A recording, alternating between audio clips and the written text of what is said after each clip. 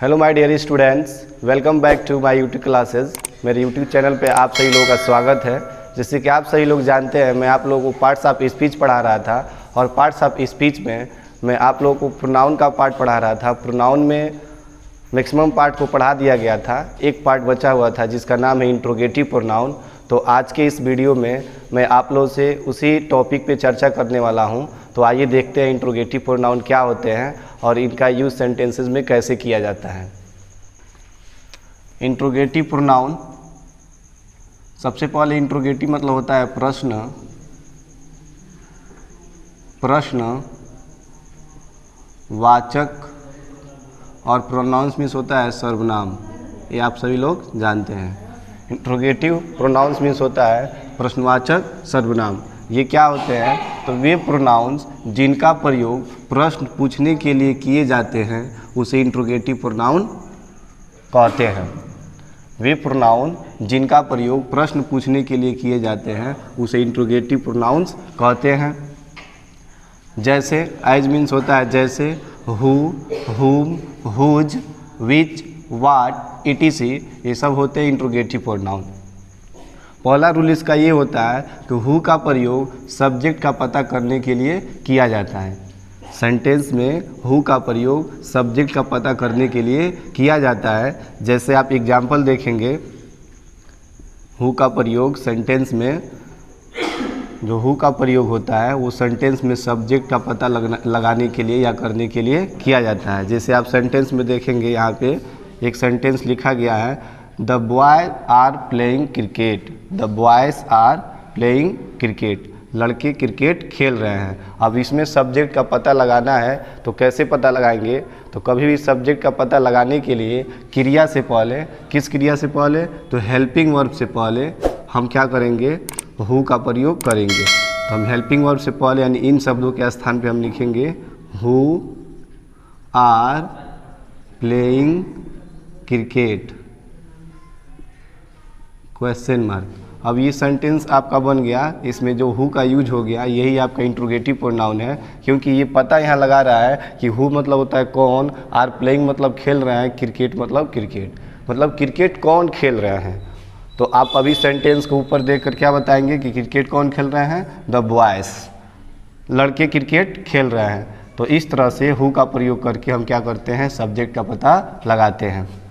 उसी तरह अगला रूल होता है हुम। हुम का प्रयोग ऑब्जेक्ट का पता लगाने के लिए होता है। हुम का जो प्रयोग होता है वो ऑब्जेक्ट का पता लगाने के लिए होता है।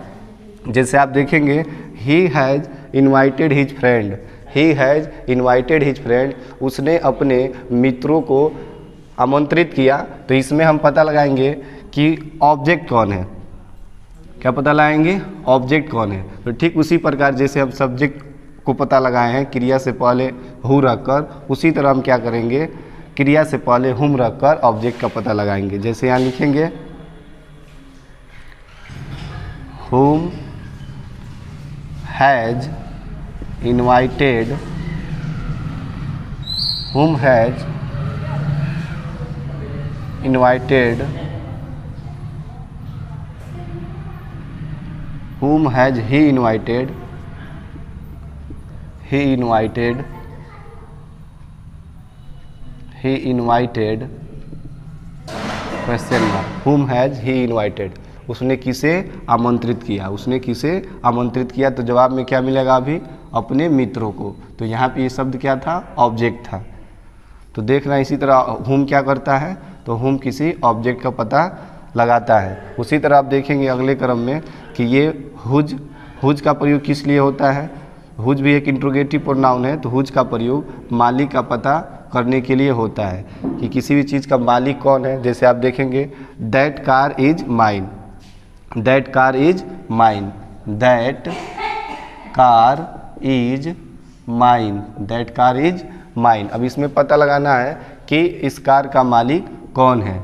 ठीक है, तो इसको पता लगाने के लिए हम क्या करेंगे? हुज का प्रयोग करेंगे। ये भी एक प्रकार का इंट्रोगेटिव प्रोनाउन होता है। तो लिखेंगे हुज,